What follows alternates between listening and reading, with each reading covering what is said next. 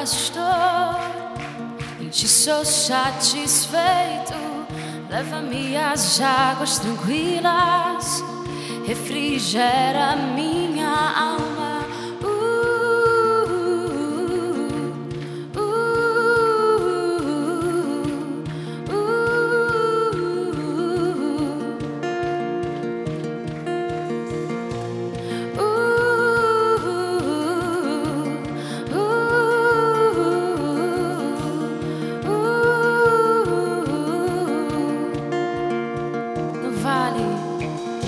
No vale escuro da morte, seguras em minhas mãos, e na mais alta montanha, ao meu lado sempre estás. No vale escuro da morte, seguras em minhas mãos, e na mais alta montanha, ao meu lado sempre estás.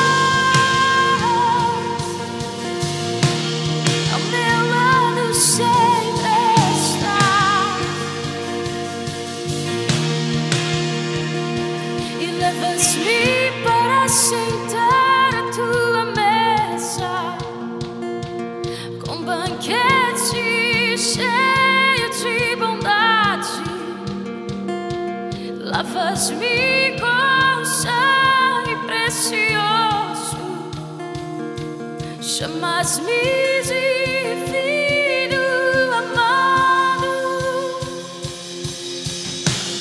O Senhor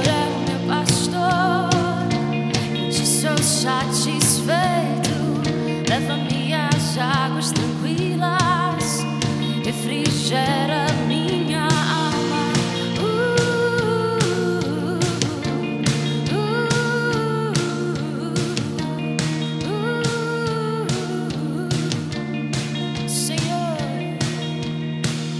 O Senhor é o meu pastor, em ti sou satisfeito. Leva-me às águas tranquilas, refrigera minha alma.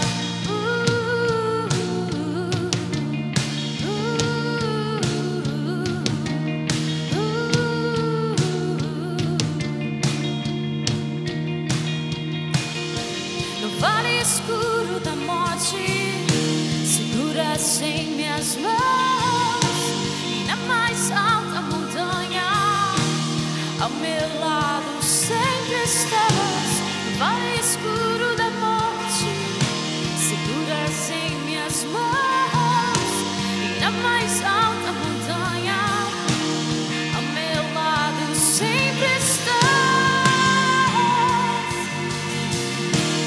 Ao meu lado sempre estás.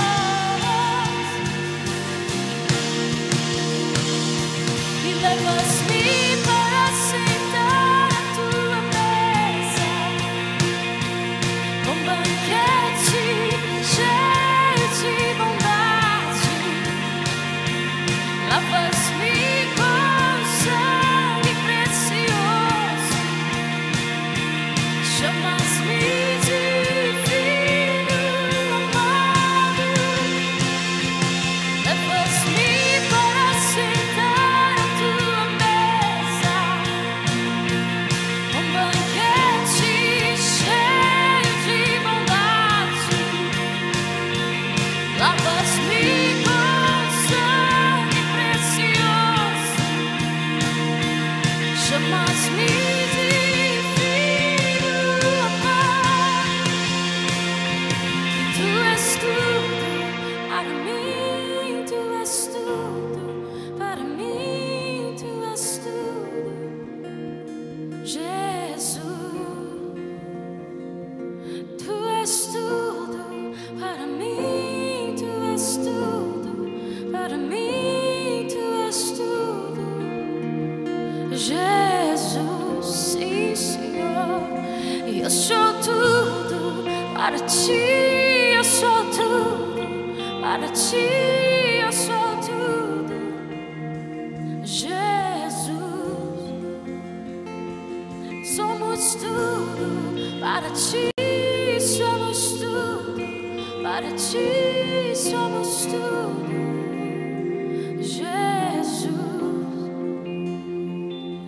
Levas-me para sentar à tua mesa e com banquete cheio de bondade. Lavas-me com sangue precioso, chamas-me de filho amado. Sim, Jesus, tu nos convida mais uma vez, nos assentamos diante da tua face e declaramos que tu és tudo. Declare com seu amor: e tu és tudo para mim, tu és tudo para mim, tu és tudo.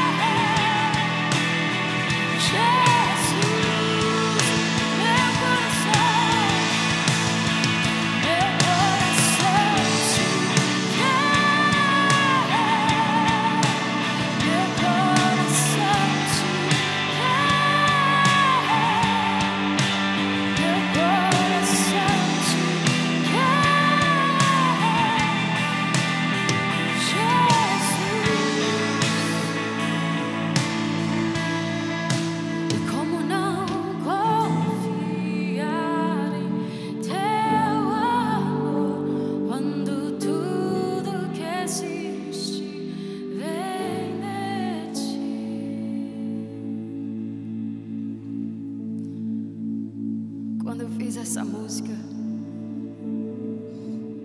eu fui levada para um lugar que eu nunca tinha ido antes.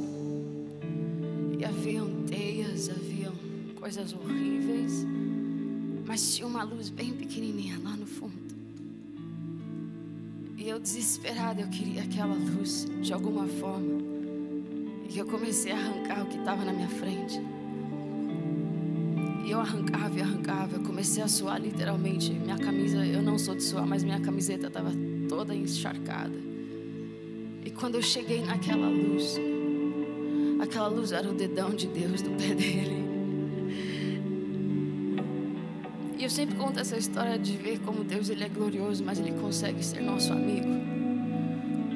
Mas hoje Deus, ele me fala que muitas vezes nós vemos aquela luz no fundo e nós não lutamos para chegar lá na presença dele. Porque algo em nós nos paralisa naquele momento. Mas eu queria hoje que a nossa fé aumentasse nesse lugar. Que a nossa fé aumentasse, que ele nos aguarda. E que às vezes exige de nós uma iniciativa de falar: Deus, eu tiro tudo que está entre nós e eu vou até ti, Senhor. Se você é essa pessoa hoje que quer ter sua fé aumentada, erga suas mãos. Comece a falar: Senhor, aumenta minha fé, aumenta minha resiliência. Eu quero a tua presença mais do que tudo. Eu quero a tua presença mais do que a mim, mais do que os meus desejos. Nós queremos a tua presença, Senhor. Nós lutamos pela tua presença. Podemos ficar suados, encharcados, cansados, mas Deus, nós iremos te tocar. Sim, Senhor Deus. Vamos cantar novamente: glorioso. E deixa a sua alma, o seu espírito, o seu corpo crescer em fé nesta manhã. E glorioso e poderoso,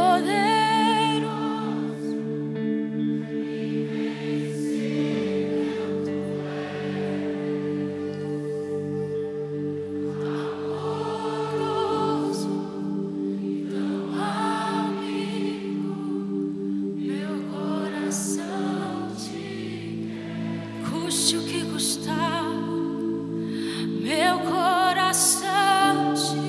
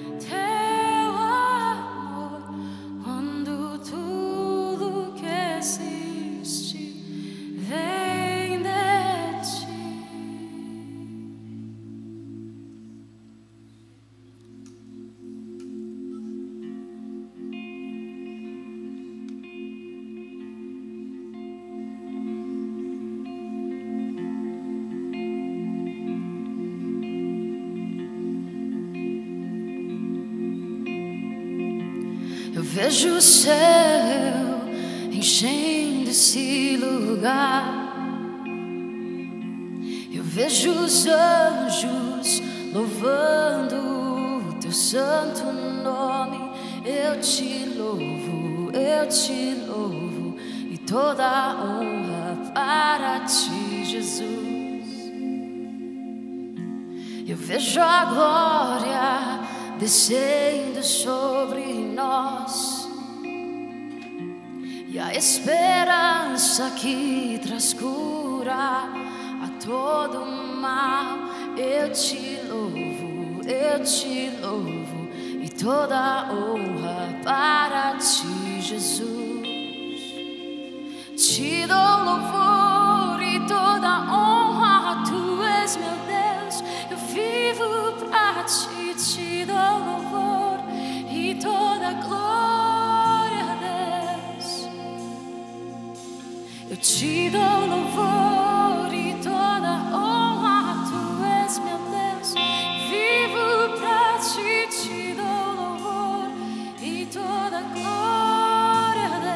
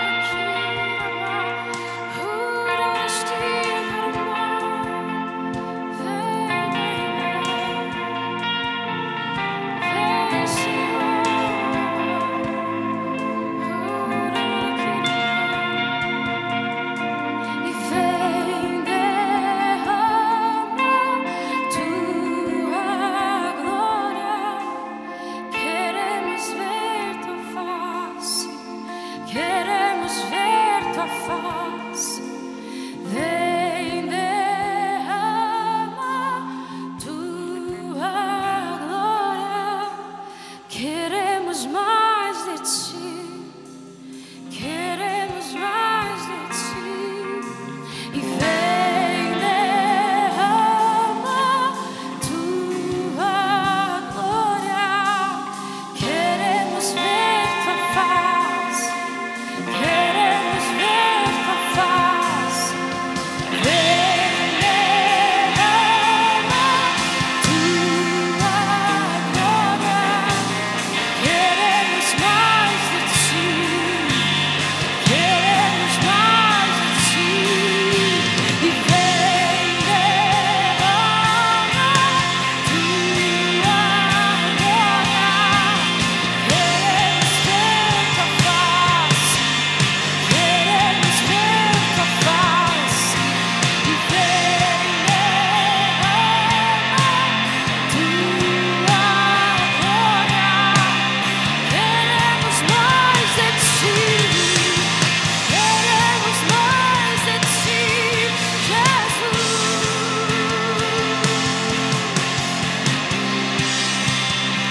Queremos mais de ti, Jesus. Queremos mais de ti,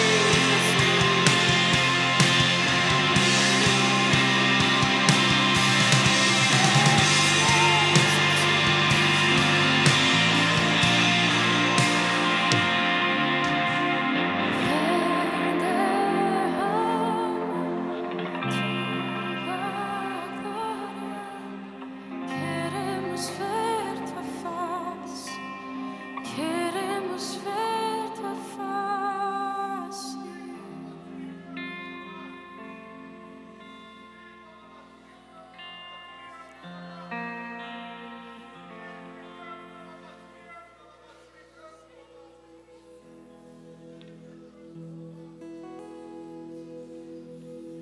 Abre os meus olhos, quero ver. Abre os meus ouvidos, eu quero ouvir. Abre meu coração, quero sentir teu grande amor.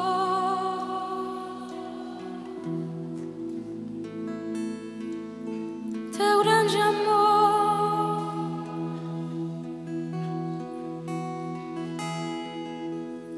Abre os meus olhos, quero ver. Abre os meus ouvidos, quero ouvir. Abre meu coração, quero sentir teu grande amor.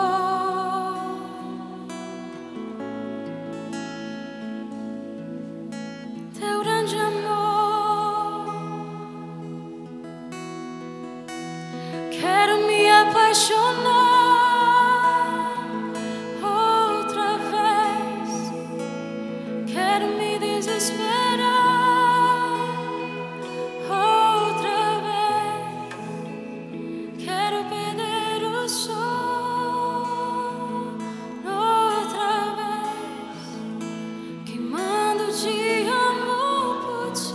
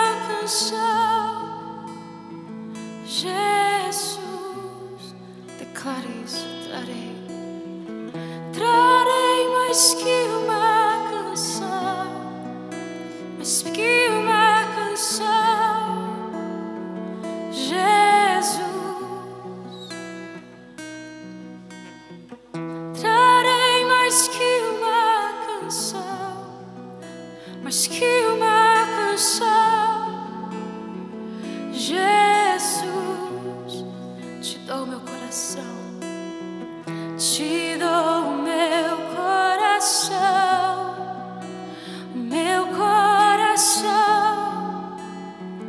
Jesus. Te dou o meu coração,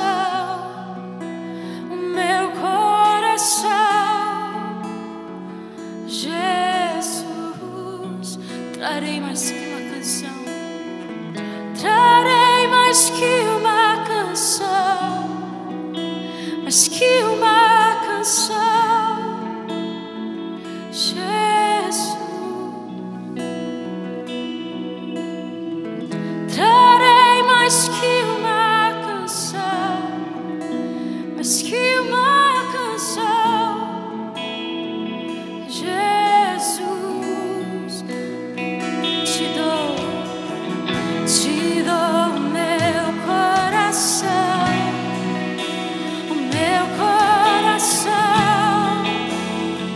Jesus. Te dou o meu coração, Jesus. Erga suas mãos agora e trarei mais que uma canção, sim, mais que uma canção, Jesus. Te dou o meu coração,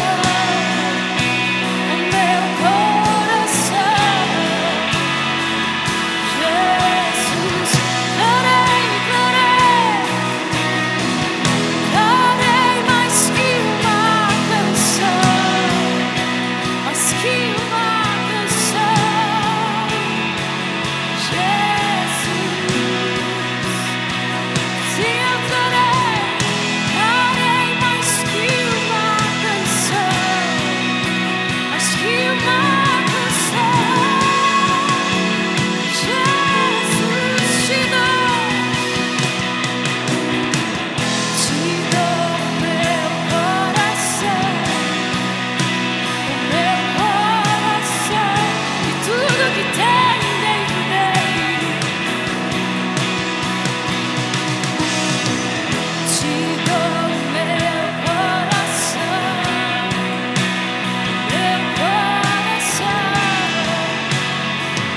Jesus. Eu trago aqui meu coração, mais que uma canção, Jesus.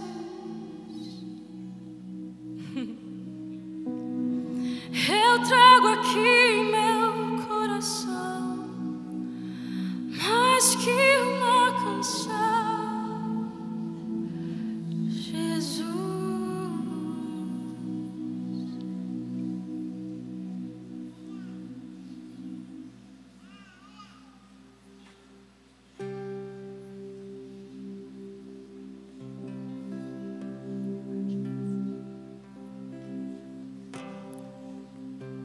Cada gota do teu sangue derramado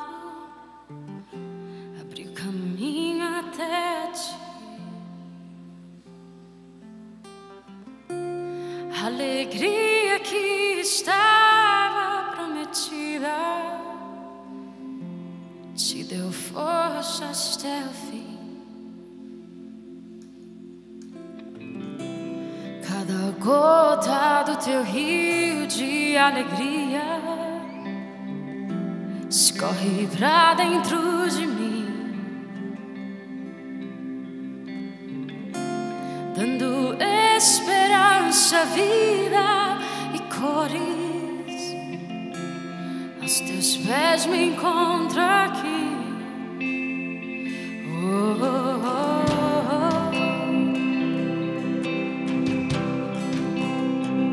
oh.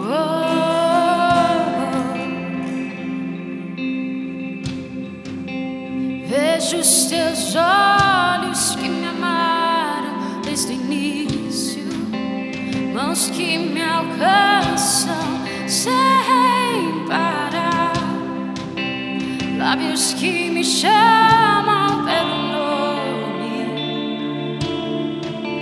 braços que me acolhem sem julgar. Vejo os teus olhos que me amaram desde o início, mãos que me alcançam sem parar, lábios que me chamam pelo nome, braços que me acolhem sem julgar. Neste mar de graça, neste mar de graça, eu me encontro.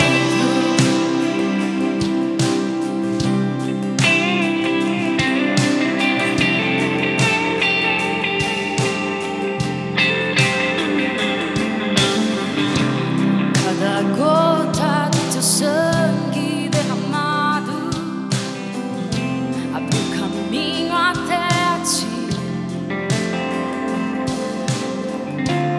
Alegria que estava prometida te deu forças até o fim.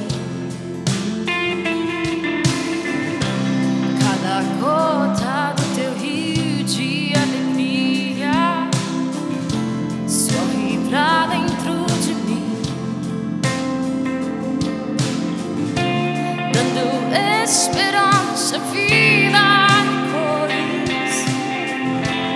Aos teus pés me encontro aqui.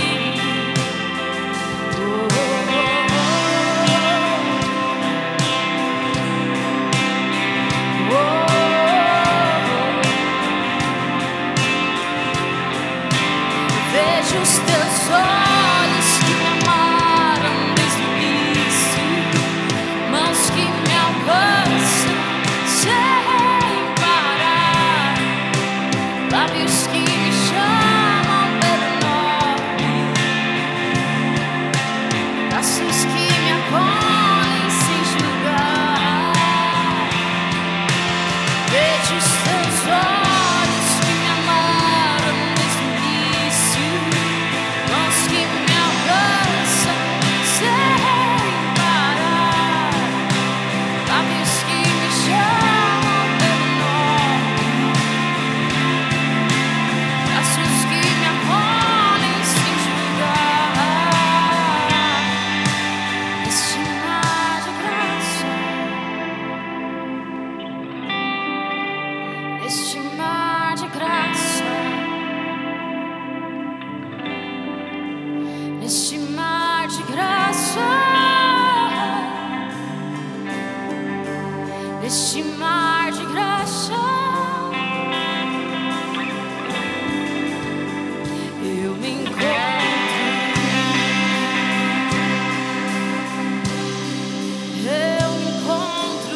por ti. Quão grande amor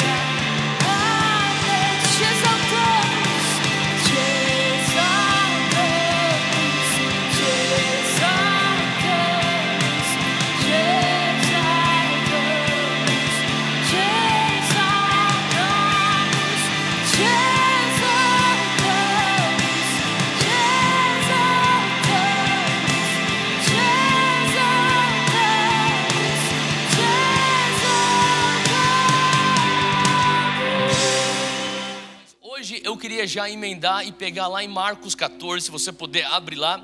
Tem um texto que eu gostaria de focar, é um texto que eu tenho lido essa semana.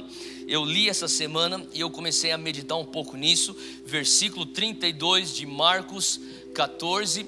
Jesus está prestes a ser preso para depois ser crucificado. E quando ele está nesses momentos antes de sua capturação, ele vai para orar no Getsemane. A gente entra aqui nesse texto, Marcos 14, 32.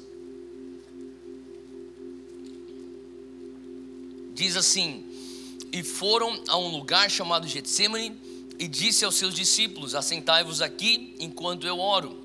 Então é importante você entender que Jesus está passando por muita agonia, e o instinto de Jesus é oração. Versículo 33, tomou consigo Pedro, Tiago e João, e começou a ter pavor e a angustiar-se, e disse-lhes: a minha alma está profundamente triste até a morte, ficai aqui e vigiai.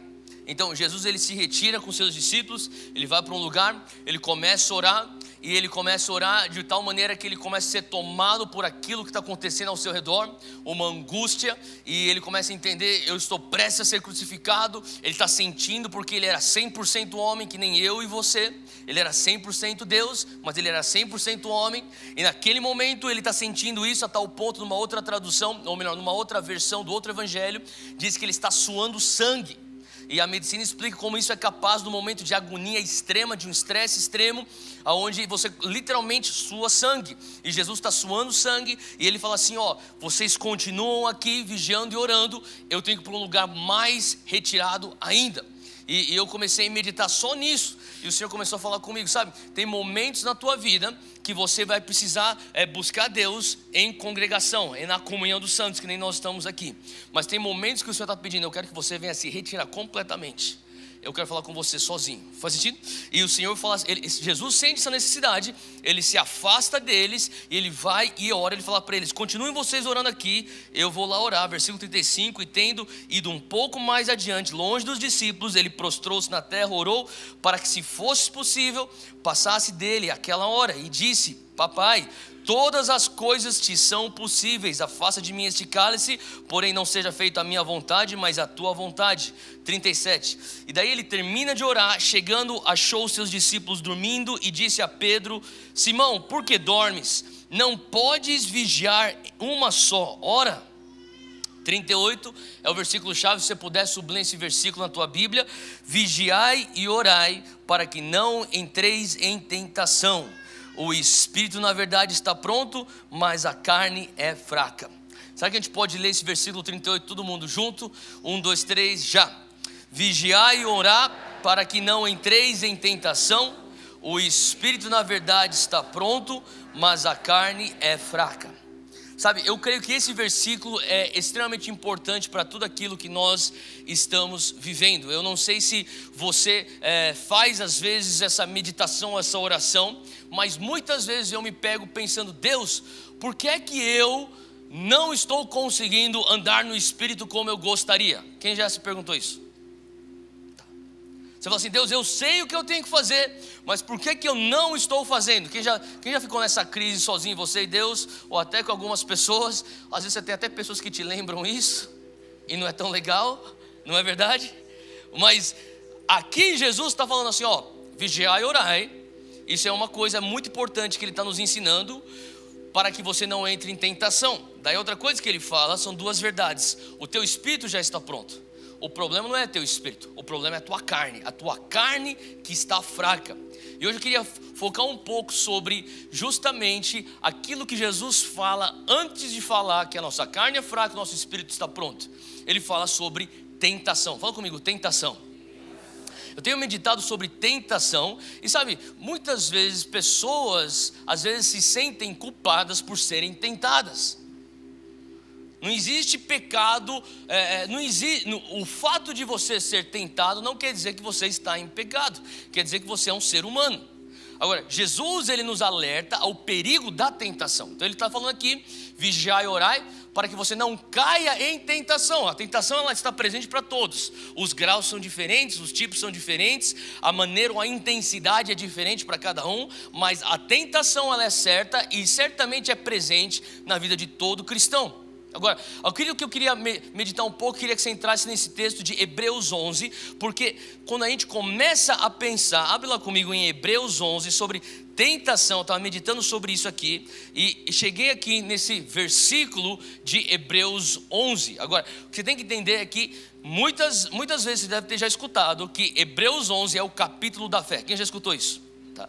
Então a gente começa com o significado teológico bíblico do que é fé no versículo 1. Então Paulo fala aqui: ora, a fé é o firme fundamento das coisas que se esperam, a prova, a segurança, a certeza daquilo que é invisível, daquilo que não se vê. Então isso aqui é a definição do que é fé. E logo na sequência, o autor então de Hebreus, ele começa a entrar aqui na lista dos heróis da fé. Ele começa a mencionar alguns heróis da fé. Ele fala de Abel, ele fala de Noé, ele chega a falar de Abraão, ele chega a falar de Sara. E quando ele está falando a lista, ele interrompe essa lista e ele diz assim no versículo 13, que é onde eu quero que você acompanhe aí comigo. Versículo 13, Hebreus 11, 13. Ele tá listando alguns heróis da fé. Ele já listou aqui Abel, ele já listou aqui Noé, Enoque, Abraão, Sara, e daí ele chega no versículo 13 e ele fala assim: todos estes morreram na fé. Então, uma das coisas que a gente tem que prestar atenção é que eles são heróis porque eles morreram guardando sua fé. Então não é só suficiente você começar com fé, você precisa terminar com fé. Versículo 13 diz: eles morreram na fé, sem terem recebido as promessas, mas vendo-as de longe. Então eu quero que você entenda uma coisa: mesmo eles não vendo a concretização daquilo pelo qual eles tinham a fé, eles não abandonaram a fé. Então mostra a imaturidade muitas vezes dos nossos corações, quando nós falamos: Deus, eu tenho fé, o Senhor não está fazendo nada. Deixa eu falar uma coisa: existem pessoas que são os nossos heróis daquilo que nós cremos, que eles guardaram a fé sem experimentar a manifestação daquilo que eles acreditavam. Traz uma outra perspectiva para o teu problema, não é verdade? Olha só o que ele continua dizendo aqui no versículo 13. Ele diz: sem terem recebido as promessas, mas vendo-as de longe. Fala comigo: visão. Então é importante você ter visão. Você não vai conseguir andar no Espírito se você não tiver visão.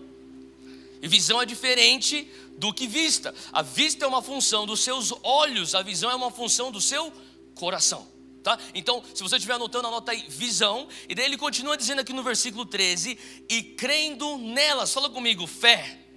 Fala crença.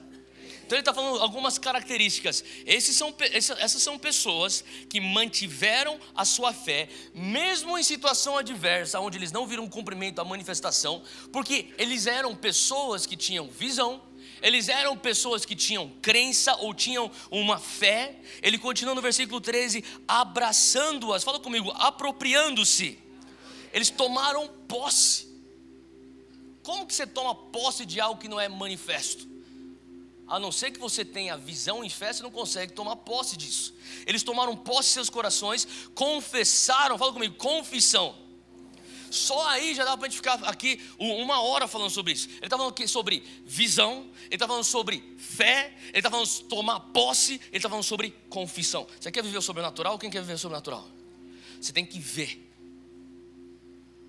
Você tem que ver o milagre antes, você tem que ver a provisão antes, você tem que ver o romper antes, você tem que ver a libertação antes, você tem que ver a terra prometida antes, você tem que crer naquilo que você vê, você tem que se apropriar aqui dentro. O que é se apropriar? Não é simplesmente ficar pensando: se for vai ser legal, se não for, paciência. É uma pessoa que tomou posse?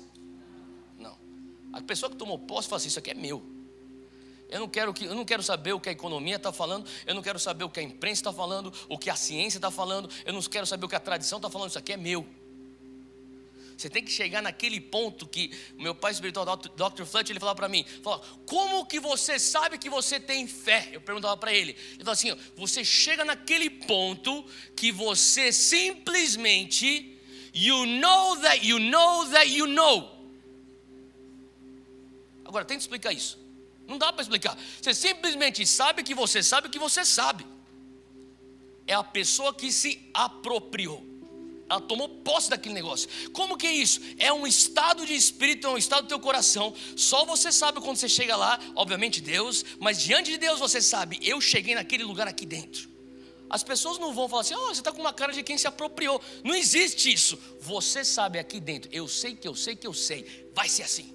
E depois o que você faz? Você continua confessando, em nome de Jesus vai ser assim, em nome de Jesus vai ser assim, eu tomo posse em nome de Jesus, em nome de Jesus eu não aceito isso, em nome de Jesus vai acontecer assim, em nome de Jesus eu declaro essas coisas como as que não são como se fossem.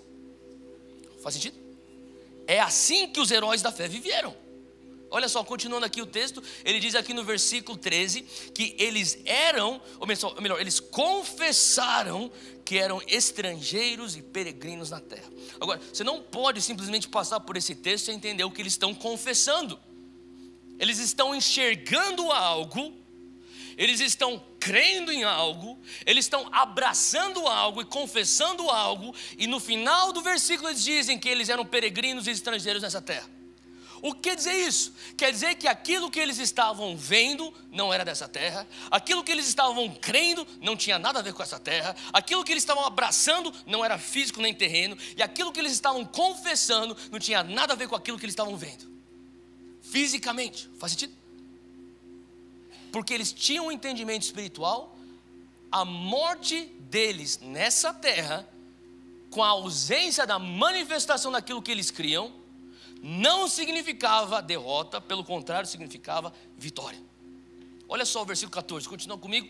Versículo 14 diz: porque os que isso dizem claramente mostram que buscam uma pátria. O que ele está falando? Aqueles que agiram dessa maneira, que nem está descrito no versículo 13, aqueles que se comportaram daquela maneira, como está descrito no versículo 13, mostram que eles não são desse mundo. Fala comigo, eu não sou deste mundo. Fala comigo, antes de ser brasileiro, eu sou cidadão do reino. Amém? Eles tinham isso claramente. Às vezes você tem que passar pelo teu dia e ficar se lembrando, eu estou de passagem, eu estou de passagem, eu estou de passagem. Você tem que lembrar que isso aqui não é a tua casa. Isso que você está vendo não é o ponto final. Isso aqui não é o teu destino. Esses homens e mulheres de Deus, eles estavam vivendo de tal maneira que eles estavam vendo uma verdade celestial que sobrepujava a realidade terrena. E eles estavam tão fitos naquilo que eles viam no Espírito, que eles olhavam para aquilo que era passageiro e real e palpável com sua própria carne. Eles falavam, isso é inferior àquilo. Qual das realidades é mais latente na tua mente, no teu coração? Aquilo que é eterno ou aquilo que é passageiro? Esses homens e mulheres de Deus tinham algo que era tão forte, que era aquilo que é eterno.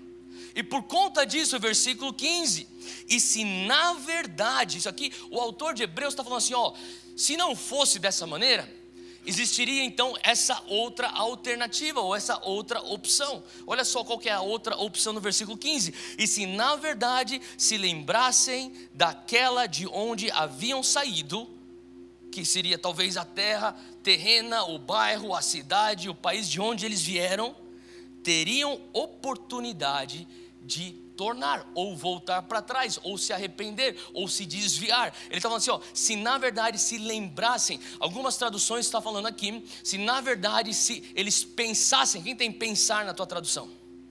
Alguns de vocês têm essa, então ele está falando assim, na verdade a vitória deles estava no pensamento, é na mente que eles viram. Eu só te dar um exemplo bem básico, talvez é o melhor exemplo que eu consigo pensar nesse exato momento. Mas deixa eu falar uma coisa, se você está jogando um jogo de futebol e o teu time acabou de levar um gol e está 1-0 e termina o primeiro tempo, você perdeu o jogo? Por quê? Por quê? Porque tem o segundo tempo. Eles estão olhando para aquilo e falam assim, isso aqui não acabou aqui. Talvez eu lutei, talvez eu dei tudo que eu tinha, eu vi lá longe, eu tomei posse, eu tive fé, eu confessei. As pessoas estão falando, o placar diz 1-0 contra você. E você fala assim, mas tem o segundo tempo, não terminou ainda. Faz sentido? Eles carregavam a verdade tão latente em seus corações, não terminou. Então as pessoas falam assim: vocês não são heróis. A gente é herói. Eu já estou vendo algo. Mas aquilo que você está vendo não é o que você está vivendo. Mas é porque aquilo que eu estou vendo é superior ao que eu estou vivendo. E aquilo que é superior ao que eu estou vivendo ainda não se manifestou, mas eventualmente irá. Faz sentido? É assim que você tem que viver a tua vida, no processo que você está vivendo. Mas olha essa adversidade. Deus já falou que você é mais do que vencedor. O que é que o Senhor está falando para você? Será que você consegue enxergar? Que nem eu falei, não é vista, é visão.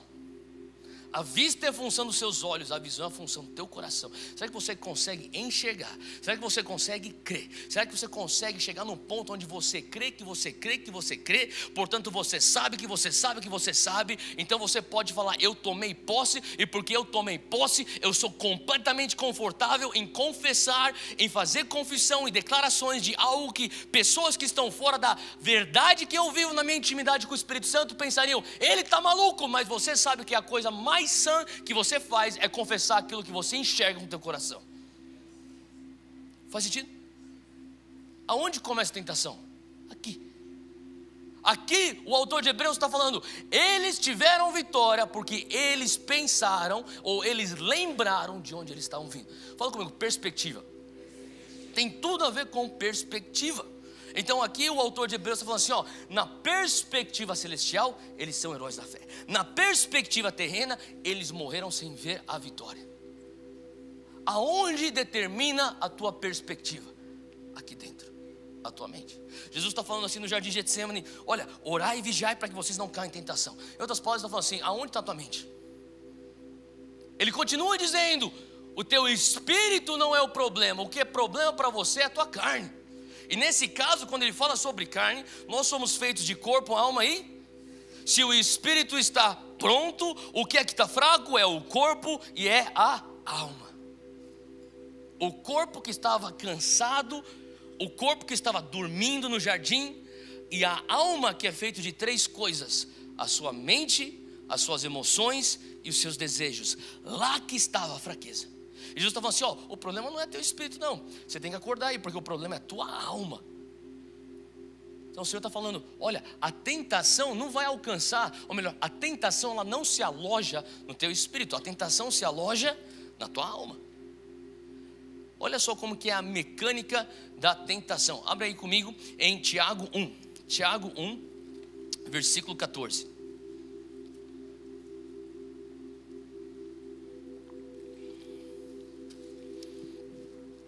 Diz assim, versículo 14 de Tiago 1: mas cada um é tentado. Fala comigo: tentação. Quando ele é atraído ou seduzido pela sua própria concupiscência. Paulo já falava lá em Coríntios que o pecado, se você tiver uma maneira de você descrever pecado, todo pecado tem 3 saídas: ou ela é uma concupiscência dos olhos, ou ela é uma concupiscência da carne, ou ela é uma soberba da vida, vaidade. O que é a concupiscência dos olhos? É aquilo que você olha e você cobiça. Eu quero, não é meu, mas eu quero. Concupiscência dos olhos. Concupiscência da carne, a sua lascívia. Eu tenho desejo, se eu tenho desejo, então é porque eu devo. Soberba da vida, arrogância: eu sou superior, eu sou melhor. Faz sentido? Então ele está falando assim: todo pecado tem a raiz em uma dessas 3 coisas: a concupiscência da carne, a concupiscência dos olhos ou a soberba da vida. Então Paulo está falando aqui: olha, você tem que entender uma coisa, ou melhor, Tiago está falando aqui, Tiago 1,14: cada um é tentado quando ele é atraído, engodado ou seduzido pela sua própria concupiscência. Então o que ele está querendo dizer aqui é: nós temos um espírito que está pronto, que está regenerado, mas a nossa alma ainda precisa ser renovada. Então, no processo que a nossa alma está sendo renovada, ela contém a presença da concupiscência da carne, da concupiscência dos olhos e da soberba da vida. Agora, ela está lá, mas o momento que a concupiscência, seja qual for delas, encontrar um alojamento, fala comigo: alojamento, que é a nossa mente, você tem então o início de uma tentação. Como começa o pecado? A concupiscência que você carrega, que eu carrego, encontra o alojamento mental, e quando aquilo é concebido, vem a ideia: eu pego ou não pego? Eu minto ou não minto? Eu roubo ou não roubo? Eu revido ou não revido? Faz sentido? Você está diante de uma tentação. Você pecou? Não pecou. Até aqui não, mas a tentação é real. Quem já esteve lá? Todo mundo. Não é verdade? E você fica, vai ou não vai? Vai ou não vai? Daí passa aquela música lá, should I stay or should I go? O que é aquilo? É a música da tentação. Você foi ou você não foi? Você não sabe ainda, você está no limbo. Should I stay or should I go? Daí vem aquela figura, o anjinho falando, não vai, não vai. Daí vem o capetinho, vai, vai, vai. Você já viu isso no desenho animado? É o momento da tentação. Mas olha só o que acontece no versículo 15. Depois, havendo a concupiscência concebida, ela dá a luz ao pecado. Até você agir em cima daquela tentação, você não pecou. Quando você agiu em cima da tentação, encarnou-se o pecado, se manifestou o pecado, olha só, sendo consumado então a morte. Então, como que acontece aqui? Você já carrega a tua concupiscência. Por quê? O teu espírito é que está pronto, a carne está fraca. Faz sentido? Ela está aqui. A situação acontece. Bom, a concupiscência ela pula durante aquela situação, aquela oportunidade. Ela se aloja na tua mente. E lá ela começa. Vai, vai, vai. E você fala, não vou.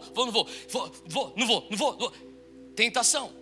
Você decide na tua mente, teu campo de batalha, a tua mente. Você fala, eu vou. Você acabou de pecar.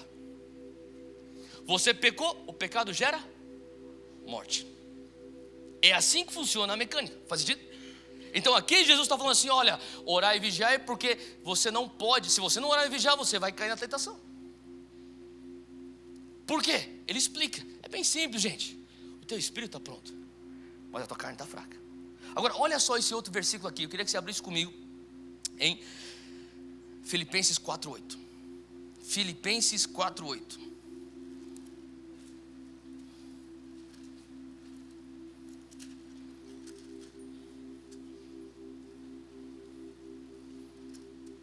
Tá, agora, deixa eu te falar uma coisa. Se nós entendemos que a tentação, ela começa nos nossos pensamentos, que é o berço da nossa tentação, é na nossa mente. Então você entende uma coisa, o berço da tua tentação é na tua mente. Então, muitas vezes, ou diria sempre, o sistema religioso vai falar para você, você tem que apagar todos os pensamentos ruins da tua mente. De uma certa maneira, é certo isso, de uma ótica, é correto isso. Mas deixa eu parar para pensar, você consegue parar de usar a tua mente? Você consegue? Eu queria que você fizesse um exercício agora. Eu vou contar até 3, eu vou falar já. Eu quero que você pare de pensar. Vocês estão prontos? Vamos lá? 1, 2, 3 e já, para de pensar. Quem conseguiu parar de pensar? Ninguém conseguiu de parar de pensar, porque se você conseguiu pensar que você parou de pensar, você não estava não pensando, você estava pensando. Faz sentido? Então você não consegue parar de pensar. Você está sempre, se você estiver consciente, é por isso que você tem que orar antes de você dormir. Porque quando você quando você sai da tua consciência, você está dormindo, eu oro e falo assim, Deus, põe seus anjos ao meu redor, me proteja. Quantos já receberam ataques do inimigo durante a noite? Começa a orar antes de dormir. Na tua consciência, não faça que nem o Bob Jones. Você conhece aquela história do Bob Jones? Alguns de vocês nem sabem quem é Bob Jones. Bob Jones era um profeta que morreu. Ele era um baita de um profeta. É o cara que profetizou todos esses maiores moveres do Espírito Santo que estão acontecendo hoje ao redor do mundo. E esse cara estava viajando com outro profeta chamado Bob Conner. E esses dois estavam ministrando numa conferência profética. E daí, é muita coisa profética aí, né? Só numa sentença. Mas enfim, um profeta estava com outro profeta para ir numa conferência profética. E daí, antes deles acordarem no dia seguinte para irem para a conferência profética para profetizar, eles tiveram sonhos proféticos. Na verdade não, ele estava dormindo quando um demônio entrou no quarto dele. E o Bob Jones acordou. Ele falou assim, olha, é o seguinte, não vem, deixa eu dormir hoje, não vem me atrapalhar, mas vai lá para o quarto do outro lado, tem outro cara lá que você quer atrapalhar. E daí ele voltou a dormir. Daí no café da manhã o outro cara estava, tô cansado, não consegui dormir a noite inteira. Eu falei, porque o demônio veio para cá e eu mandei lá pro teu lado. Agora, são poucas pessoas que vão ter essa consciência. Então quando você estiver dormindo, você tem que começar a orar e falar, eu clamo o sangue de Jesus sobre a minha casa, sobre o meu quarto. Eu oro desde pequeno. A minha mãe me ensinava assim, você começou a ter pesadelo, pede, Senhor Deus, põe um anjo na minha cabeceira. Amém? que é o momento que você está vulnerável. E o Senhor, a palavra de Deus fala que Ele guarda os santos que dormem. Então você tem que estar sempre coberto. Enfim, quando você está consciente, você está pensando. E se você estiver pensando, você não consegue parar de pensar.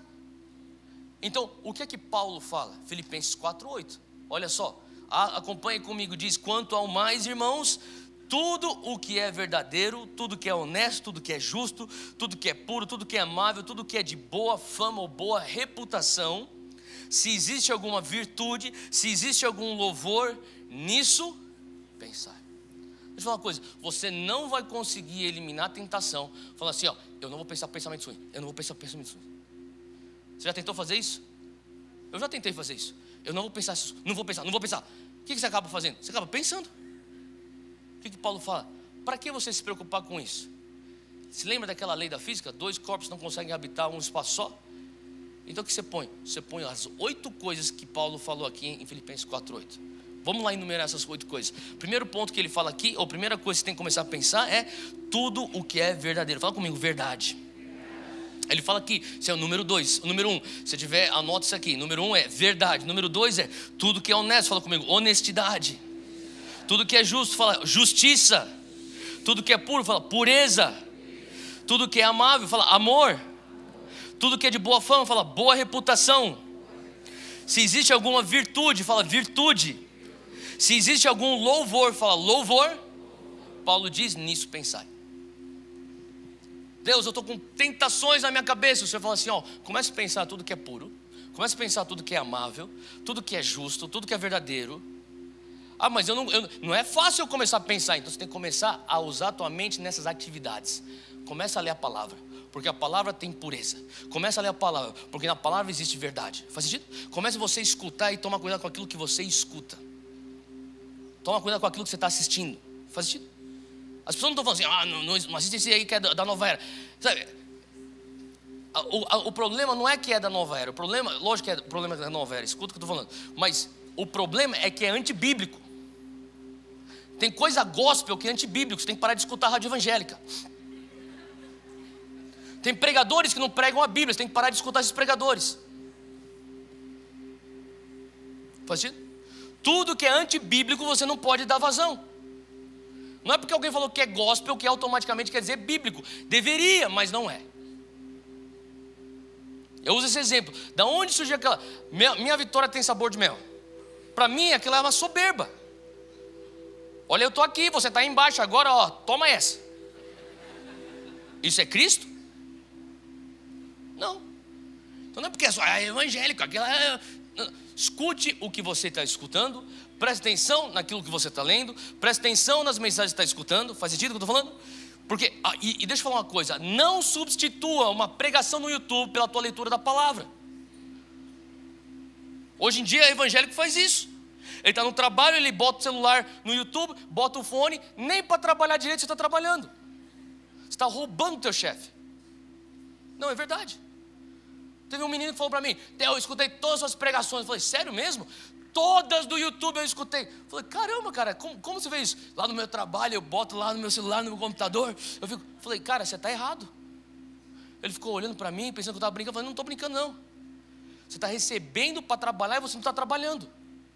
Você tem que escutar a mensagem no teu almoço, no teu tempo livre. Se você quiser deixar de assistir o jogo do Corinthians, escutar a minha mensagem, você vai ter a maior upgrade na tua vida. Mas não no trabalho. Faz sentido o que eu estou falando, gente?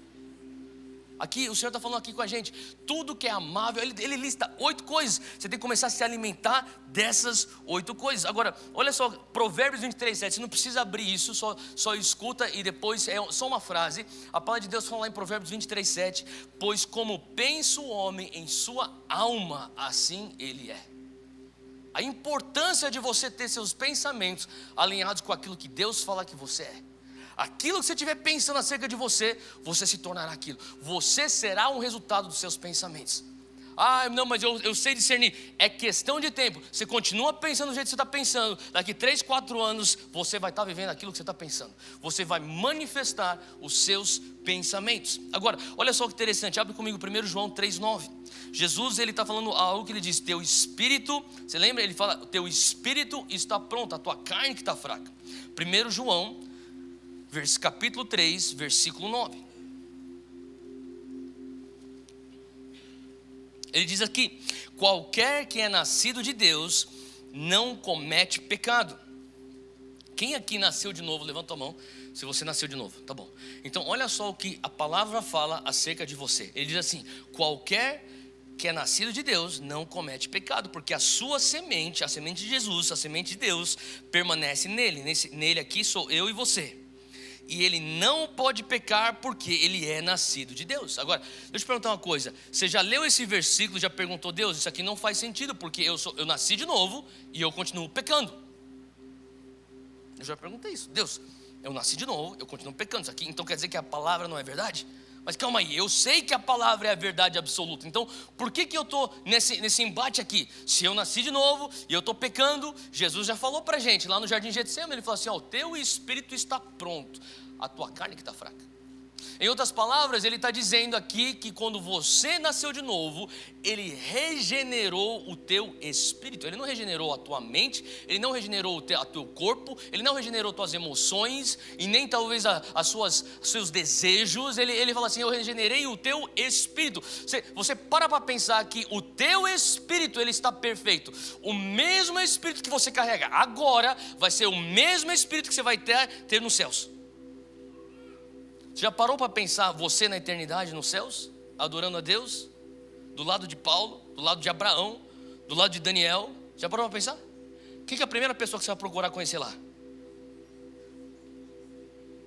Os mais espirituais. Jesus. Eu quero conhecer Jesus, mas eu quero conhecer Davi também. Faz sentido? Tem tantos heróis da palavra que a gente vai lendo. Fala assim: Deus, eu quero conhecer o fulano. Cara, eu quero conversar um pouco com Daniel. Quero saber como que era aqueles tempos onde ele estava lá em Nabucodonosor, como que ele foi fiel no meio daquela Babilônia. Sabe, eu fico pensando nessas coisas. Agora, deixa eu falar uma coisa. Quando você tem o teu espírito regenerado, Jesus fala assim: não tem como, a palavra de Deus fala, não tem como você melhorar a minha obra da cruz.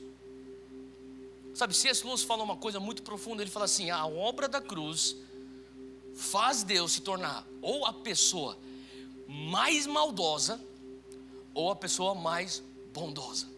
Não tem um in between, um mais ou menos. Vamos é questão mais. Não. Ou ele é a pessoa mais amorosa que põe o seu próprio filho como sacrifício para que eu e você tivéssemos comunhão com ele, ou ele é a pessoa mais maldosa que sacrifica o seu próprio filho quando eu e você, através das nossas boas obras e nossa caridade, poderíamos ter então um espaço no céu.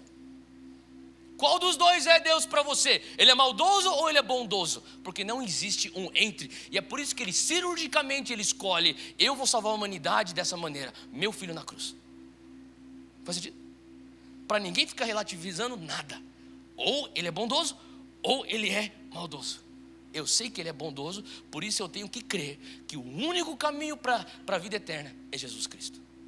E não tem como eu melhorar a obra da cruz. Portanto, aquilo que eu tenho, que é meu espírito regenerado, não dá para eu melhorar com jejum.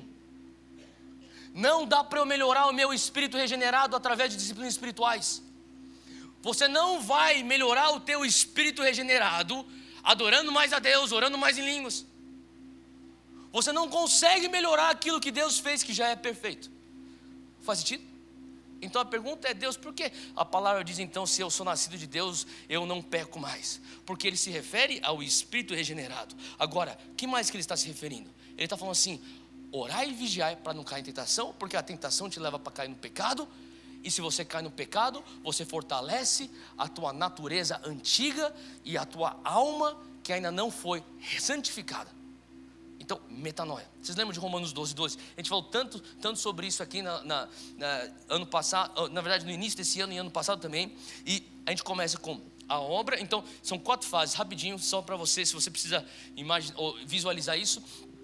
Teu espírito é regenerado, você tem que passar por uma metanoia, a tua alma e o teu corpo tem que entrar na mesma sincronia daquilo que aconteceu no teu espírito. Uma vez que você tem uma metanoia, a tua mente é renovada, a tua mente renovada altera então o teu comportamento. Portanto, todo cristão deveria ter evidências e sinais de arrependimento ou mudança. E muitas vezes você está pensando, Deus, por que até hoje eu não consigo mudar? Já parou para pensar nisso? Sabe, dia 30 de setembro, vou fazer aqui um merchan, fazer um parênteses aqui. Dia 30 de setembro, a gente está recebendo aqui, é um sábado, o pastor Cote. O pastor Cote, quem conhece aqui o pastor Cote? Tá. Então, o pastor Cote, ele é uma autoridade na cura, no Ministério de Cura Interior e Libertação. Agora, uma coisa interessante, e a gente cada vez mais tem visto que a gente está indo na mesma direção daquilo que ele está pregando em relação à cura e libertação. Mas uma coisa muito interessante do pastor Cote, que ele fala assim, quando você tem um problema, 10% é novo nascimento, é você ter teu espírito regenerado. Os outros 10% é você ter tua cura interior e você ter também a tua libertação. Os outros 80%, o que é? É você praticar metanoia. Faz sentido? O que é metanoia? É você falar assim, Deus, eu não penso assim. Isso não é como que a palavra diz que eu sou. Eu vou parar de pensar, ter esse raciocínio. Eu vou me disciplinar agora. Eu vou voltar para trás. Eu vou fazer esse exercício novamente. Eu vou pensar da maneira correta. Olha, por que isso é importante? Porque muitas vezes pessoas pensam, e sabe, eu falo assim, especialmente para pessoas que estão começando a andar com Jesus, elas falam assim, eu nasci de novo, eu devo ter tudo, tem que ter transformado instantaneamente. Não vai ser instantâneo. Eu tinha esse vício, eu vou largar. Às vezes, sobrenaturalmente, Deus faz milagres e você larga imediatamente. Mas de vez em quando, maioria, eu digo de 10 vezes, 9 vezes, você vai ter que começar a falar, eu vou fazer metanoia, eu vou fazer um arrependimento, eu vou fazer a mudança da minha mentalidade e eu vou praticar, repetir isso tantas vezes que eu vou mudar. Por que isso é importante? Porque cristãos não querem fazer isso. Evangélicos não gostam de fazer isso. Isso é trabalho, concorda comigo? É melhor você vir para o pastor e falar assim, pastor, impõe as mãos sobre a minha cabeça e transfere para mim santidade. Não, você se policia. Você tem autocontrole. Você já nasceu de novo, você já foi liberto, já cortamos as raízes das maldições hereditárias. Agora você vai lá e renova a tua mente todos os dias. Faz sentido? Ontem eu estava conversando com o Silas, ex-jogador de São Paulo da seleção. Vocês lembram do Silas? Que você falou que você lembra, você é mais velho. E ele estava falando para mim, Theo, tinha uma época quando eu voltava para São Paulo, depois que ele saiu de São Paulo, o Tele Santana estava lá e ele pegava no pé do Cafu. Vocês lembram do Cafu? Ele falou assim, que o Cafu não cruzava a bola direito. Ele falou assim, todo treino você não vai para o vestiário até você cruzar 300 bolas. E tem que cair dentro da pequena área. Ele fez isso por 5, 6 anos. 300 bolas, todo dia. Ele falou assim, chega uma hora que o teu músculo desenvolve uma inteligência. Faz sentido? Tem coisas que é repetição. Você vai começar a continuar pensando, eu sou órfão. Não, eu não sou órfão, eu sou filho. Eu sou pecador. Não, você já foi justificado. Então por que eu estou pecando? Porque você ainda tem que renovar a tua mente. Você não é isso que você está falando. A tua natureza já está regenerada. Faz sentido? Aí eu simplesmente vou ficar aqui, eu vou ter que simplesmente tocar minha vida do jeito que... Não, você está na liderança da tua vida. Você vive por um propósito. Você não vive atrás de só suprir necessidades ou atrás de maximizar oportunidades. Você vive por propósito. Você tem que ficar falando isso para você, repetindo. Agora, isso aí não é legal, isso aí é difícil, você tem que se aplicar para isso. É mais fácil você falar assim, faz libertação, expulsa aí todos os meus problemas. E muitas pessoas estão vivendo ainda uma alma que ainda não foi renovada, com a carne fraca, porque não estão entendendo. Você precisa constantemente se aplicar para isso. Faz sentido? E eu sei que parece que soa uma coisa, Thelma, é verdade? É verdade. Eu lembro uma época na minha vida onde eu comecei a ter algumas, sabe, e eu falo, você vai ter isso o resto da tua vida. Tem momentos que Deus te leva até com um nível de revelação da tua identidade. Ele permite você chegar a tal lugar. Antes de você entrar num romper novo, um patamar novo de Deus, ele vai falar assim, eu preciso dar um upgrade, um update na tua revelação de identidade. Você não tem que fazer uma atualização no teu celular? Sim ou não? Vocês estão bem aí, gente? Então, tá bom, vamos lá. Acompanha comigo aí, vamos lá. De vez em quando Deus te fala, opa, você tem que fazer um update, você tem que pegar a versão nova aí da tua identidade. Porque você está chegando num lugar novo, você tem que entender melhor, de uma forma mais profunda, quem você é em Jesus. E eu lembro que eu cheguei numa fase dessa em 2007, e eu comecei a falar assim, Deus, quem sou eu? Eu comecei a fazer uma lista daquilo que a palavra dizia que eu era. E quando eu comecei a entender aquilo que a palavra dizia que eu sou o sal da terra, eu sou a luz do mundo, eu sou amado por Deus, eu sou justificado, eu sou vestido em justiça. Sabe o que eu estou falando? Eu comecei a declarar aquilo, eu comecei a botar em tudo. Eu comecei a escrever em aquele post-it, sabe post-it? Eu botava no meu espelho, botava na cozinha, botava na porta antes de sair de casa, botava no meu carro. Eu ficava declarando aquele negócio, ficava declarando. As pessoas pensavam, você é maluco. Não, é a coisa que vai me fazer são. Amém? E aqui a palavra de Deus, ela fala sobre justamente isso. Aqui, olha só, ele fala que na salvação o teu espírito já é perfeito. Então, o que é que nós temos que fazer? É renovar o nosso espírito. Olha só, Gálatas 5:22, abre lá comigo. A gente passa, tantas vezes a gente fala assim: Deus, eu preciso que o Senhor me dê mais fé. Quem já falou isso? Deus, eu preciso que o Senhor me dê mais alegria. Deus, eu preciso de mais bom. Eu quero que o Senhor me dê mais bondade. Olha só, abre lá comigo, Gálatas 5, versículo 22. Diz assim: mas o fruto do Espírito, aqui o Espírito é com E maiúsculo, é amor, alegria, paz, longanimidade, benignidade, bondade, fé, mansidão e autocontrole. Deus, me dá mais autocontrole. Ele não precisa te dar mais autocontrole. É o fruto do Espírito. Quem que mora dentro de você quando você nasceu de novo? Não é Deus Pai, não é Deus Filho, é quem? É Deus Espírito Santo. Ele faz morada dentro de você. Então, Gálatas 5:22 está onde? Dentro do teu espírito. Você não vai falar assim: Deus, eu preciso de mais longanimidade. Você está falando para ele o quê? O Senhor tem que melhorar o sacrifício da cruz. O Senhor não pôs a quantidade suficiente de longanimidade naquele sacrifício, eu preciso de mais. Não, eu já tenho aqui dentro. Senhor Deus, eu quero pôr para fora. Eu quero que do meu espírito venha permear minha alma e minha mente e todas as minhas funções do meu corpo, a tua longanimidade. Faz sentido? Sabe, eu queria que você entendesse uma coisa. Muitas vezes a gente vem para o cristianismo, e isso é muito, especialmente se você antes era católico. A gente fala assim: tudo bem, agora eu acredito que Jesus, eu não preciso ter um intermediário, é Jesus, eu posso ter, através do Espírito Santo, o véu foi rasgado, e glória a Deus por isso. Só que muitas vezes a maneira de pensar, o paradigma não mudou. Então tem gente que vem do ocultismo, eles ainda pensam assim. E eles vêm para a igreja evangélica, para a igreja cristã, e a igreja protestante, e diz assim: pastor, antes, você não vai falar isso, mas é mais ou menos isso. Antes eu ia lá para o terreiro lá e recebia lá um santo. Baixa aí um fruto do Espírito para mim. Soa uma aberração que eu estou falando, mas a gente se comporta dessa maneira. A gente fala assim: ó, padre, eu não tenho a mínima noção do que eu estou fazendo. Eu pequei pra caramba aí no carnaval. Ó, faz aí a confissão aqui para... Não, assim, você pecou porque você estava fraco. Não era para você estar se pondo em tentação. Então você, sabe, eu amo, sabe, o evangelho, porque o evangelho empodera as pessoas. Ela não te faz ser vítima de um sistema. O evangelho não é assistencialista, o evangelho é empoderador. Ele está falando assim: ó, você tem o Espírito Santo, você tem a verdade, o Espírito Santo fez tudo o que ele tinha que fazer, Jesus fez o que ele tinha que fazer, o Pai abriu mão do seu filho para ele ser sacrifício para você. Você tem tudo que você precisa no teu Espírito está pronto, agora vai lá e trata a tua carne. Faz sentido? Agora, como é que nós temos que tratar então a nossa carne? Abre lá em 1 Timóteo 4, 7 a 8. 1 Timóteo 4, 7 a 8.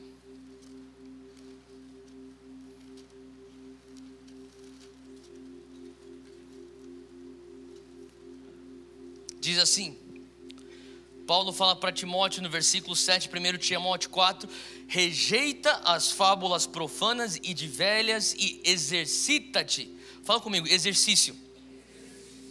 Exercita-te mesmo em piedade. O que é piedade? É a característica de divindade.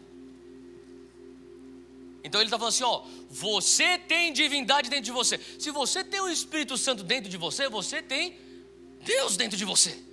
Faz sentido?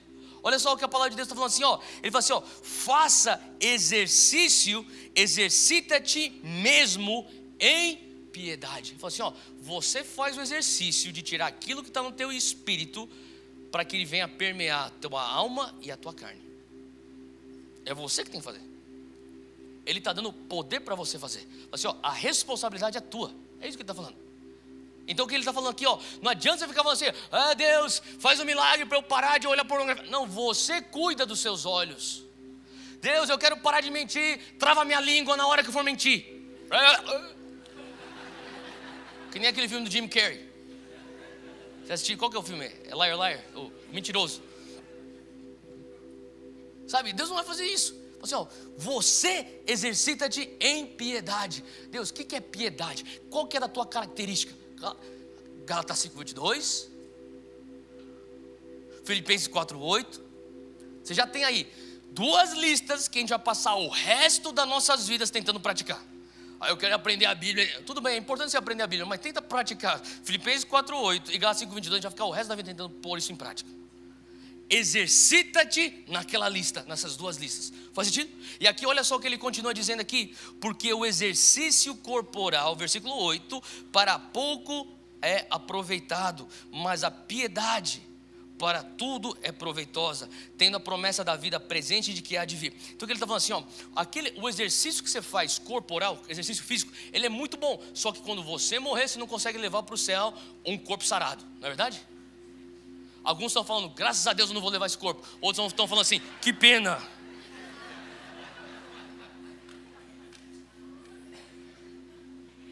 O Chiqueto tá, que pena. Eu fico confuso de vez em quando, não é brincadeira. Olha só, o que ele está falando assim, ó, o que é mais, o que é superior e melhor do que o exercício corporal? É ter o exercício em piedade. Eu estava estava escutando um podcast. Sabe o que é podcast, né? Tá. Então tem um podcast do Mike Tyson, que eu não recomendo porque fala muito palavrão. Mas o Mike Tyson estava falando assim, até hoje, 4 horas da manhã, o meu corpo acorda. Eu posso dormir às 2 horas da manhã, 4 horas eu acordo. Assim, eu fiquei a minha vida inteira acordando às 4 horas da manhã para treinar, que hoje, com 50 e poucos anos de idade, assim, meu corpo acorda, 4 horas, ele acorda.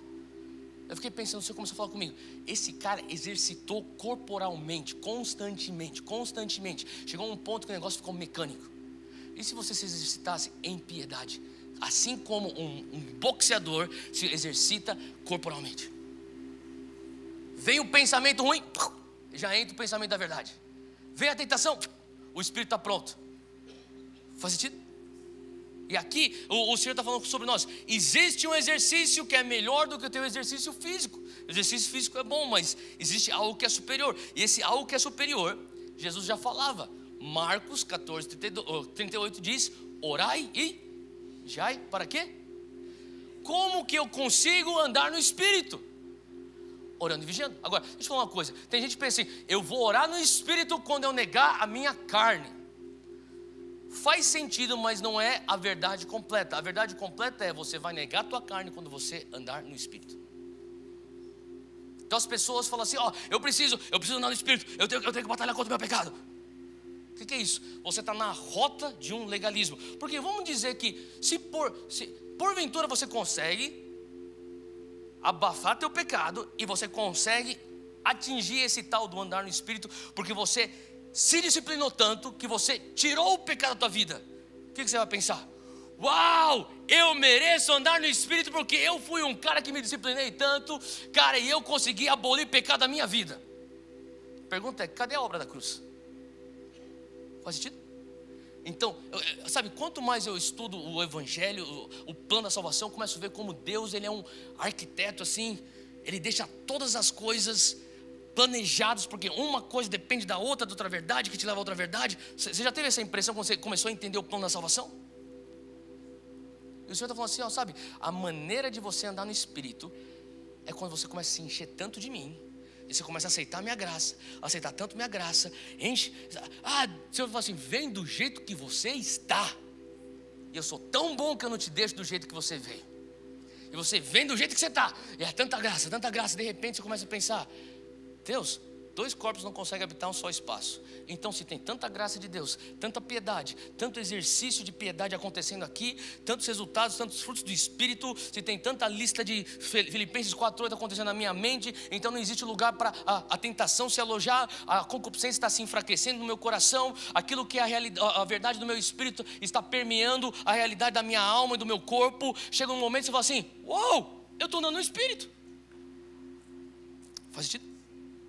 Quem que é a pessoa que mais precisa do mover de Deus? A pessoa que está mais na escuridão. Eu não estou pronto para ir para a igreja porque eu estou com muito pecado. Você é o melhor candidato para ir vir para a igreja.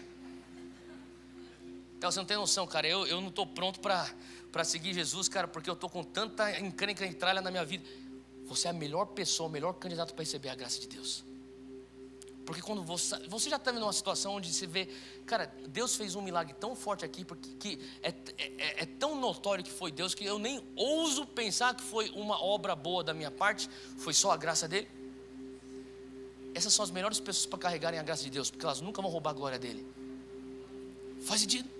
Então eu quero só deixar isso aqui para terminar. Eu sei que nosso tempo já avançou, mas olha só, Gálatas 5, 22, nós acabamos de ler. Se você vai um pouquinho para trás, em Gálatas 5, 16, diz assim: andai no Espírito e não cumprireis a concupiscência da carne. Ele não está falando assim, ó, não cumpra a concupiscência da carne para você então andar no Espírito. Ele fala assim, não, andar no Espírito. Agora, como que eu então ando no Espírito para eu não cumprir a concupiscência da carne? Jesus já falava, orai e vigiar. Fala comigo, oração. Fica de pé onde você está, a gente está terminando já. Enquanto nós falamos sobre oração, eu queria deixar só duas coisas bem claras. A gente sabe que a palavra de Deus fala sobre diversos tipos de oração, mas eu quero deixar em duas categorias: a oração em entendimento e a oração no Espírito. A gente fala, vamos orar em línguas, vamos orar no Espírito. O que quer dizer isso? Quer dizer que a palavra de Deus já deixa claro para nós. Nós fazemos intercessão, o Espírito Santo faz intercessão por nós. O Espírito Santo que está no nosso espírito, ele intercede. Por que é importante o Espírito Santo interceder por você? Porque quando ele está intercedendo por você, ele intercede de uma maneira perfeita. Não é verdade? E ele começa a orar a mente de Cristo. Ele começa, você não entende todos os planos que Deus tem para você. Você não sabe o que você vai fazer ano que vem exatamente. Ele sabe. Ele está falando assim, Deus, ele está orando por você, ele está falando assim, ele está falando assim, eu declaro agora a conexão com aquela pessoa que vai abrir aquela porta para esse meu filho, porque ele precisa dessa bolsa para ele estudar, para depois ele se tornar esse líder que vai levar justiça para as pessoas. Sabe o que eu estou falando? Você não sabia disso, mas ele sabe. E quando você está orando em línguas, ele está fazendo intercessão por você. Agora, quando você entende isso, você talvez venha pensar que nem eu pensei por muito tempo. Eu comecei a pensar, quando eu comecei a descobrir o poder de orar em línguas, eu pensei, eu só vou orar em línguas até morrer. É a única coisa. Vamos orar. Eu falei, é tão bom, você não precisa nem pensar. Você começa só. Você não precisa nem concentrar. Você não precisa arquitetar sentenças. Você não precisa pensar em lógica. Só xararabacarababa. E aí o Senhor começou a mostrar para mim, você precisa orar em línguas e você precisa orar em entendimento. Porque eu comecei a entender que quando eu começava a orar em entendimento, a minha mente tinha que voltar para aquilo que eu tinha lido hoje de manhã. A palavra fala que eu sou sal da terra e luz do mundo. Então, Pai, eu peço agora, enquanto eu estou indo para o meu trabalho, nesse exato momento, que hoje, eu sei que está escuro naquele lugar, mas eu quero brilhar a Tua luz. Eu quero, Senhor Deus, trazer aquele sal que venha trazer a preservação naquele lugar. Em nome de Jesus, eu declaro Isaías 60 sobre minha vida. É o cumprimento dessa palavra profética, que mesmo que a escuridão cubra o meu trabalho, sobre mim a Tua glória já está surgindo. O que está acontecendo? Eu estou renovando a minha mente enquanto eu oro em entendimento. Faz sentido? Então a importância, como que eu vou andar no Espírito? Orando e vigiando. Jesus já falou isso. Se você não quer cair em tentação, orar e vigiar. Eu não sei você, mas eu creio que Deus está nos levando como igreja a ter um novo apreço por uma vida de oração. Se você não percebeu o que foi a voz de Sião, sabe, no Espírito, talvez você está até hoje, eu sei que eu estou, e que nós vamos continuar como igreja sentindo os efeitos daquele final de semana na voz de Sião. Agora as pessoas vão pensar, uau, foi uma organização legal. Quem que achou que foi legal? Foi bonito, quem achou que foi bonito? Foi bem organizado, amém? Deixa eu falar, sabe qual foi a coisa mais importante? 40 dias em Sião. Nós ganhamos aquele final de semana nos 40 dias na sala de oração. Faz sentido? Lá só foi a manifestação da vitória que nós tivemos como conquista na sala de oração. Então eu falo para você, o Senhor está querendo nos ensinar. Você quer ter vitória, você precisa começar a intensificar a tua vida de oração. Você tem que começar a orar em línguas, e você tem que começar a orar em entendimento. Orai e vigiai para que você não caia em tentação. Jesus está falando para a gente, o teu espírito está pronto. Eu não tenho problema com o teu espírito, porque eu sei o que eu fiz na cruz. O Pai sabe o que Ele planejou. O Espírito sabe quem Ele é e Ele está dentro de você. Eles não estão tendo crise de identidade, não. O problema é a tua carne. Enquanto nós estamos para receber também o COT, eu quero que, sabe, é importante, você que está chegando, você que está passando por raízes, eu vou para o retiro raízes, o processo raízes, eu vou para o retiro Peniel, e vai ter lá a libertação, eu vou largar os meus vícios. Deixa eu falar uma coisa, você pode até largar teus vícios, só que não quer dizer que você não vai ter que trabalhar e renovar tua mente. Lembra do Cafu cruzando 300 bolas para dentro da pequena área? É todo dia acordando e falando: Deus, eu renovo minha mente, eu renovo minha mente, eu renovo minha mente. A tua palavra diz isso de mim, a tua palavra diz isso de mim. Faz sentido? Feche os teus olhos onde você está.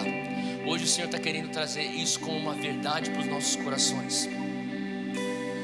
Assim como não se ilumina um quarto expulsando a escuridão, da mesma maneira você não vai andar no Espírito tentando matar a tua carne. Você vai andar no Espírito e a tua carne vai cada vez mais diminuindo.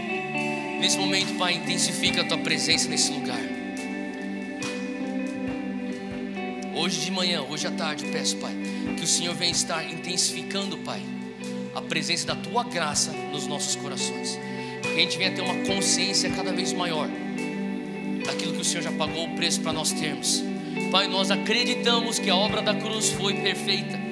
Não tem como melhorar aquilo que o Senhor já fez perfeito. E hoje nós nos apropriamos disso. O teu filho mesmo já dizia, Jesus já dizia: o Espírito está pronto.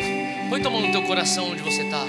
Pode falar: Deus, toda essa obra perfeita do meu Espírito me ajuda a fazer com que isso venha sair do meu espírito e permear minha alma, a minha mente, o meu corpo. Eu quero me exercitar em piedade.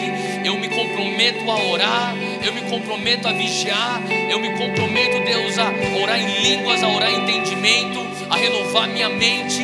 Eu me comprometo a fazer declarações que vão começar a reprogramar a maneira como eu me enxergo, a maneira como eu enxergo a minha origem, a maneira como eu enxergo o meu destino. Pai, eu quero que a tua verdade superior venha pautar a perspectiva que eu tenho da minha realidade passageira.